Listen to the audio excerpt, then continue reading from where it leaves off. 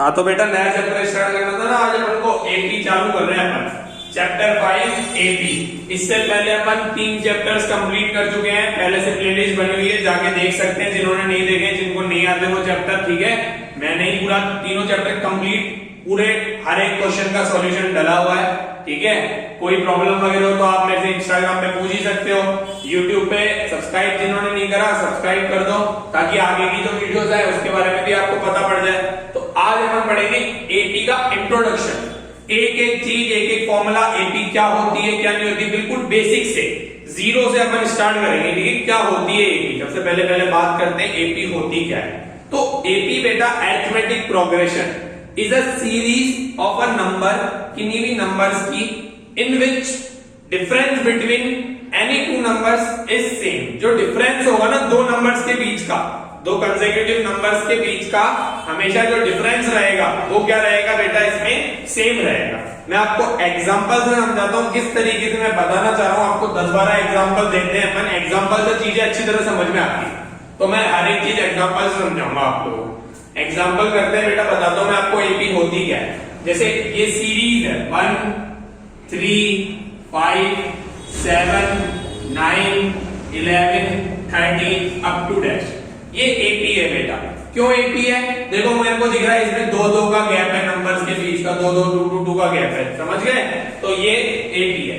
या फिर हमारा ये हो गया 105 125 145 फिर 165 अप टू डैश, ये भी बेटा एपी है। ये क्यों एपी है, इसमें आपको दिख रहा होगा दोनों नंबर्स के बीच का डिफरेंस कितना कितना दिख रहा है, 20-20 दिख रहा है, इसलिए ये क्या है, एपी है। ठीक है, 20-20 मैच की बात नहीं कर रहा, 20-20 डिफरेंस दिख रहा है ना, समझ गए ना, आ रहा ना समझ में, इजी है, बिल्कुल घटिया चीज। देखो तो इसके अलावा ऐसा भी हो सकता है कि कम भी हो सकती है, 100 से शुरू हुआ, फिर उसके बाद 95 आ गया, 90 आ गया, है ना, 85 आ गया, 80 आ गया, ये भी एपी है। 5-5 कम होते जा रहे हैं, दिख रहा होगा आपको 5-5 का डिफरेंस है, -5 का, इसमें 5-5 कम होते जा रहे हैं, है ना, तो डिफरेंस नेगेटिव भी हो सकता है पॉजिटिव भी हो सकता है।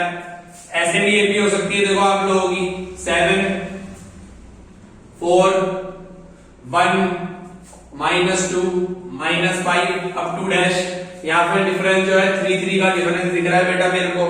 या फिर एपी ऐसे भी हो सकती है, देखो और एग्जांपल समझते हैं, -5 -3 -1 1 3, देखो -2 इसमें +2 का गैप चल रहा है, 2-2 बढ़ता जा रहा है, शुरू तो नेगेटिव से हुई थी बट पॉजिटिव में पहुंच गई।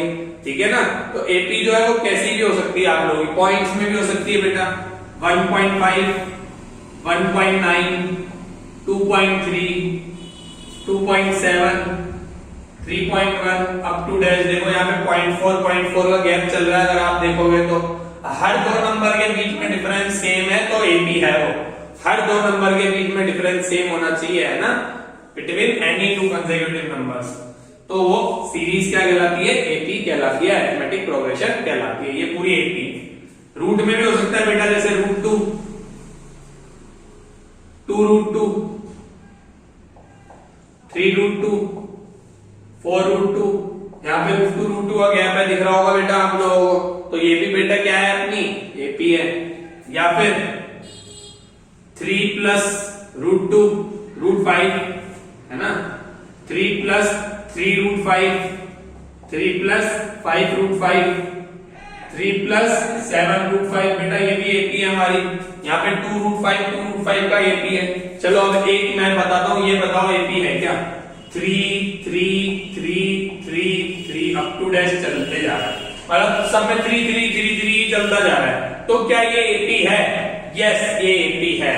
यहाँ पे हमारा बेस्ट नंबर मैथ्स का जो आर्यभट्ट के द्वारा बताया गया था, इन्वेंट करा गया था, वो यूज आ रहा है, जीरो। यहाँ पे डिफरेंस क्या है बेटा, जीरो है, तो सही है, डिफरेंस सेम, सबके बीच में डिफरेंस 0-0, तो ये भी क्या है, एपी है।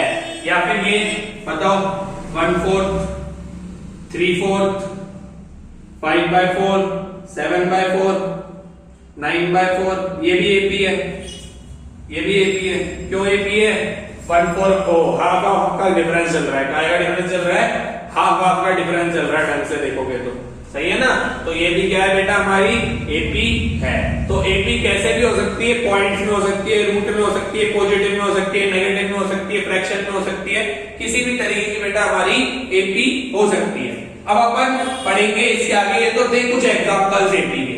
मैं आपको बताऊंगा कुछ जनरल टर्म्स जो एपी में काम आती है। जो भी बच्चा एपी पढ़ रहा है, स्टार्ट कर रहा है, उसको पहले ये जनरल टर्म्स पता होनी बहुत जरूरी है। इसलिए पहले इंट्रोडक्शन वाला वीडियो देखना, बाद में आगे एक्सरसाइज के डालूंगा वो देखना, ठीक है। तो अपन चालू कर रहे हैं, बता रहा हूं मैं तुम्हें जनरल टर्म्स। सबसे पहली जो जनरल टर्म होती है वो होती है फर्स्ट टर्म। फर्स्ट टर्म क्या मतलब बेटा, फर्स्ट टर्म का मतलब है जो भी सबकी पहली टर्म है। जैसे इस वाली एपी की फर्स्ट टर्म 1 है, इस वाली एपी की फर्स्ट टर्म 105 है, इस वाली एपी की फर्स्ट टर्म 100 है, इस वाली एपी की फर्स्ट टर्म 7 है, समझ गए। इस वाली एपी की फर्स्ट टर्म -5 है। तो फर्स्ट टर्म का मतलब क्या होता है बेटा, जो भी हमारे एपी के अंदर क्या पहली टर्म आ रही होती है उसको अपन फर्स्ट टर्म बोल देते हैं। इसको डिनोट करते हैं बेटा स्मॉल ए से। ए का मतलब होता है बेटा फर्स्ट टर्म। इसको कई बार A1 भी लिख दिया जाता है। A1 का मतलब भी फर्स्ट टर्म होता है, ठीक है ना। कई बार ऐसा भी लिख दिया जाता है A1। बात देखिए, A1 लिखो चाहे A लिखो, फर्स्ट टर्म होती है। फर्स्ट टर्म का मतलब क्या है, सबकी एपी की पहली टर्म। दूसरी जो जनरल टर्म होती है बेटा, वो भी बहुत important, common difference. Common difference का मतलब क्या बेटा, हमने पढ़ा एपी क्या होती है। एपी ये होती है सर कि जिसमें डिफरेंस क्या होता है, सेम होता है। ये होती है ना बेटा, एपी वो होती है जिसमें डिफरेंस सेम होता है। तो यहाँ पे डी का मतलब है कॉमन डिफरेंस। कॉमन डिफरेंस मतलब किसी भी एपी का जो गैप है, जो सेम डिफरेंस आ रहा है, उसी को अपन डी से डिनोट कर देते हैं। जैसे इस वाली एपी में मेरे को दिख रहा है 2 का गैप है, दिख रहा है आप लोगों को 2 का गैप है। तो इस वाली फर्स्ट वाली एपी का जो डिफरेंस है, कॉमन डिफरेंस, वो 2 है। डी जो है वो 2 है। इस वाली एपी में मेरे को दिख रहा है 20 का, तो इस वाली एपी में जो डिफरेंस है वो क्या है, 20 है। इसमें दिख रहा है -5 का, इसका D -5। तो इस तरीके से D होता है हमारा। D का मतलब सेम कॉमन डिफरेंस, जो सेम रहता है डिफरेंस सबके अंदर, उसको D बोल देते हैं। इसका जनरल एक फॉर्मूला भी अपन बता सकते हैं। सेकंड टर्म में से फर्स्ट टर्म माइनस कर दो, सेकंड टर्म में फर्स्ट टर्म माइनस कर दो, D निकल जाएगा। या फिर थर्ड टर्म में सेकंड टर्म माइनस कर दो, या फिर फोर्थ टर्म में से थर्ड टर्म माइनस कर दो। मतलब जस्ट पहले वाली कोई भी किसी में भी टर्म माइनस कर दो तो हमारा D निकल जाता है। उससे एपी का ही पता पड़ जाता है। अगर D ये सारे सेम आ रहे हैं तो बिल्कुल वो एपी है, ठीक है। इसके अलावा बेटा अपन और कैसे पता लगा, ये और कौन सी टर्म्स होती है, an का मतलब होता है बेटा nth टर्म। an का मतलब क्या होता है बेटा, nth टर्म ऑफ एपी। किसी भी एपी की जो nth टर्म होती है ना, उसको बेटा अपन an से डिनोट करते हैं। इसको कई लोग लास्ट टर्म भी बोल देते हैं, लास्ट टर्म, और L से भी डिनोट कर देते हैं, ठीक है ना। an ही होता है nth term of an AP. nth term मतलब कोई भी नंबर की टर्म हो सकती है, 20th टर्म हो सकती है, 5th टर्म हो सकती है, 6th टर्म हो सकती है, 100th टर्म हो सकती है। बस n की एक स्पेशलिटी है कि n जो है ना वो कभी भी नेगेटिव नहीं होगा। इसका जो नंबर ऑफ टर्म्स होगी वो कभी नेगेटिव हो सकती है क्या, नहीं, नेचुरल नंबर रहेगा। ना तो पॉइंट्स में होगा ना नेगेटिव होगा, केवल और केवल पॉजिटिव नेचुरल नंबर्स रहेंगे, ठीक है। तो n का ध्यान रखना बेटा, n is equals to natural number होंगे हमेशा, ठीक है, नेचुरल नंबर होंगे। तो an का फॉर्मूला बनता है बेटा हमारा, क्या फॉर्मूला बनता है, बहुत important, a plus n-1 into D. ये फॉर्मूला होता है an का। ये पूरी एक्सरसाइज में काम आएगा। इसी फॉर्मूले पे सारे क्वेश्चन हो जाएंगे। ये फॉर्मूला यूज करना जिसको आगे सारे क्वेश्चन कर देगा। क्या, an बराबर a plus n-1 into D. आगे ना बेटा, इजी है ना, कोई बड़ी बात नहीं है। आगे हमारा है ना, आगे बढ़ रहे बेटा अपन। क्या, an को शॉर्ट में किस तरीके से सॉल्व करना है, जैसे कुछ एग्जांपल्स लेके दिखाता हूं मैं आप लोगों को कि मैं a5 लिखता हूं। तो a5 को मैं क्या लिखूंगा बेटा, a प्लस 4d लिखोगे, है ना। क्यों लिखा, आप तो बोलोगे नहीं सर a प्लस 5-1 क्यों नहीं लिखा आपने। तो बेटा 5-1 4 ही तो होता है, तो शॉर्ट में डायरेक्ट होता है a5 को अपन a प्लस 4d लिख सकते हैं। और यही मैं एक्सरसाइज में भी करूंगा। तो समझ लो कि जैसे a10 है तो a10 को एक कम करके लिख सकते हैं, that is a plus 9d लिख सकते हैं। जैसे a17 आ गया तो अपन लिख सकते हैं a प्लस 16d, जैसे A51 आ गया तो आप लिख सकते हो A प्लस 50D। समझ गए बेटा? तो इस तरीके से AP होती है हमारी, ठीक है।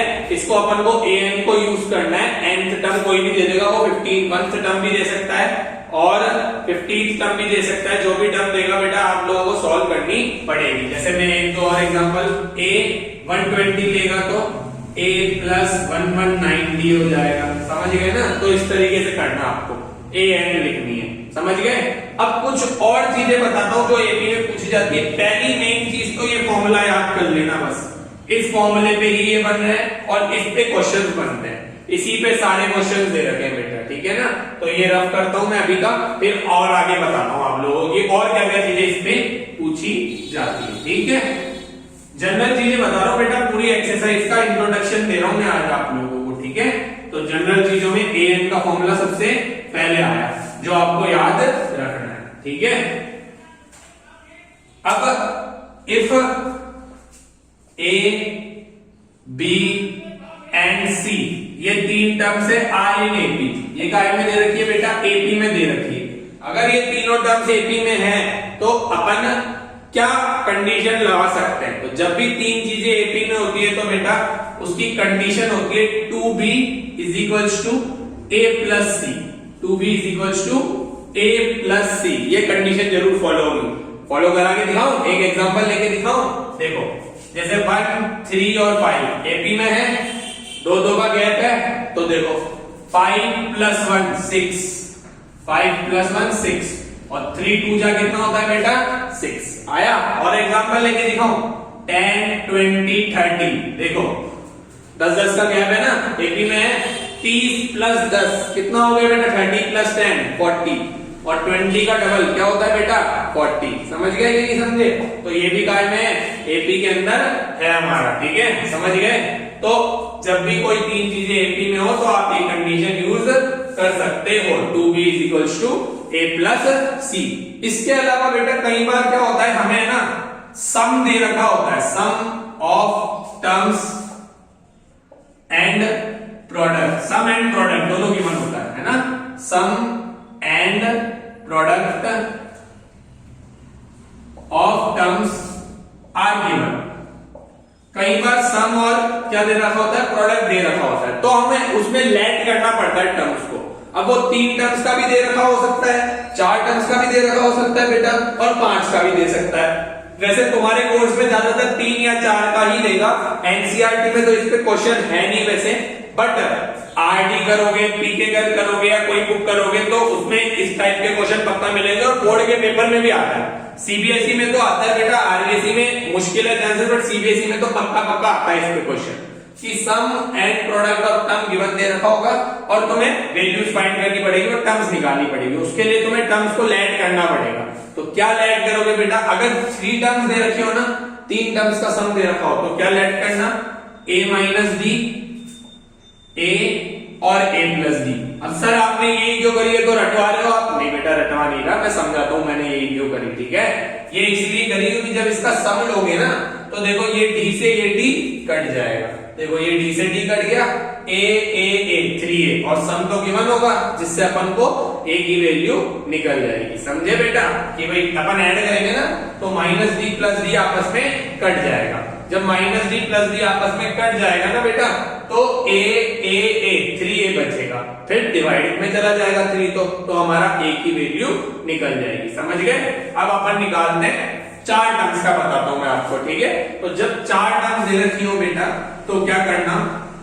A माइनस 3D नहीं, A माइनस 2D नहीं, 3D लेंगे बेटा, सही लगेगा। A minus 3D, A minus D, A plus D और A प्लस 3D, ये 4 चीजें ले लेना। जब 4 टर्म्स दे रखी हो ना बेटा तो ये ले लेना, बहुत बार पूछा जाता है 4 टर्म्स का सीबीएसई में। 5 का अगर दे रखा हो तो बेटा A minus 2D, A minus D, A plus D और A प्लस 2D। देखो सब में D कट जाएंगे ऐड करने पे, इसलिए मैंने यही टर्म्स मानी है, अधिकतर यही वाला पूछा जाता है तो मैंने ये वाला आपको बता दिया। समझ गए बेटा? अब इसके बाद सेकंड एक्सरसाइज में तो यही है। थर्ड एक्सरसाइज में क्या है? कुछ नई चीज है, उसमें उसमें अपन एपी के नंबर ऑफ टर्म नहीं निकालते कि 10th टर्म निकालो 20th टर्म निकालो, उसमें सम बोलता है कि अगर एक एपी है उसकी 20 टर्म्स है तो बताओ 20 टर्म्स का सम क्या होगा, तो वो अपन सीखेंगे बेटा। सीखें बताऊं तो ये रफ कर देते हैं अपन।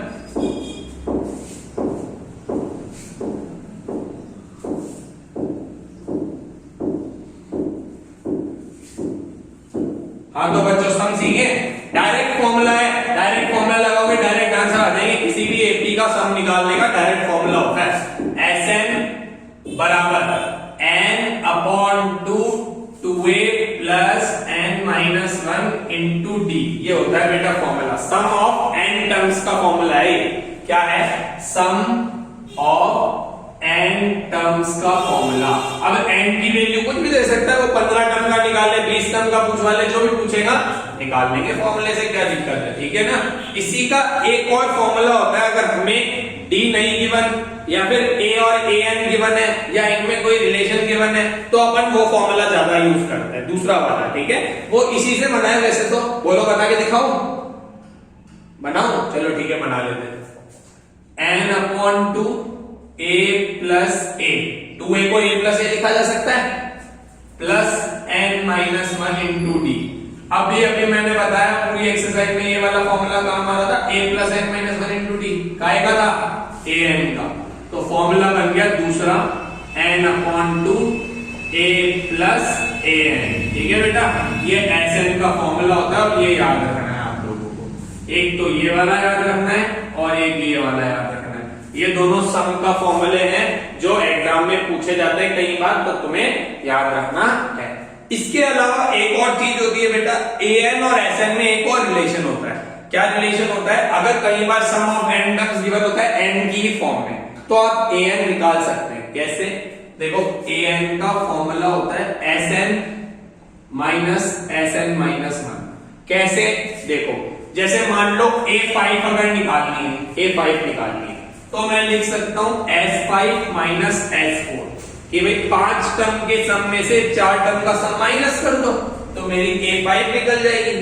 जैसे A3 निकालनी है बेटा, तो S3 माइनस S2 कर दो, 3 टर्म के सम में से 2 टर्म का सम माइनस कर दो तो 3rd टर्म बच जाएगी। या फिर A100 निकालनी है बेटा, तो S100 माइनस S99 कर दो तो निकल जाएगा। तो एक ये फॉर्मूला भी होता है an बराबर, लेकिन इस पे क्वेश्चन एक ही दे रखा है हमारी एक्सरसाइज में, एक ही क्वेश्चन दे रखे हैं, ठीक है। तो ये एपी का इंट्रोडक्शन है, अपन एक्सरसाइज स्टार्ट कर देंगे। 5.1 में तो जनरल चीज है, जनरल, जिसने इंट्रोडक्शन पढ़ लिया 5.1 खुद ही कर लेगा, तो मैं 5.1 पहले नहीं डालूंगा। 5.1 बहुत इजी है, बच्चा खुद करके देखे, उसको मैं ट्राई करने के लिए दूंगा पहले ना, ट्राई करके देखो। 5.1 में सेकंड, थर्ड, फोर्थ क्वेश्चन हो जाएगा, फर्स्ट वाला काम का बिल्कुल नहीं है, देख लेना। फिर भी आप चाहिए होगा कमेंट में बता देना या मैसेज में बता देना, वीडियो तो डलेगी बस बाद में डलेगी, पहले 5.2 5.3 क्योंकि वो पेपर में आएगी, 101% आएगी। ये 5 मार्क्स 6 मार्क्स का चैप्टर है, ये 5 मार्क्स का चैप्टर कम से कम एपी अपना, ठीक है ना। तो ढंग से करना है, आ गया समझ में, रख कर दें काफी आज के लिए। चलो ठीक है, बाय बच्चों, ठीक है, ऑल द बेस्ट, पढ़ाई करो घर पे, कोई दिक्कत हो बताना मेरे को, ठीक है, प्रॉब्लम हो पूछ सकते हो है ना मेरे से।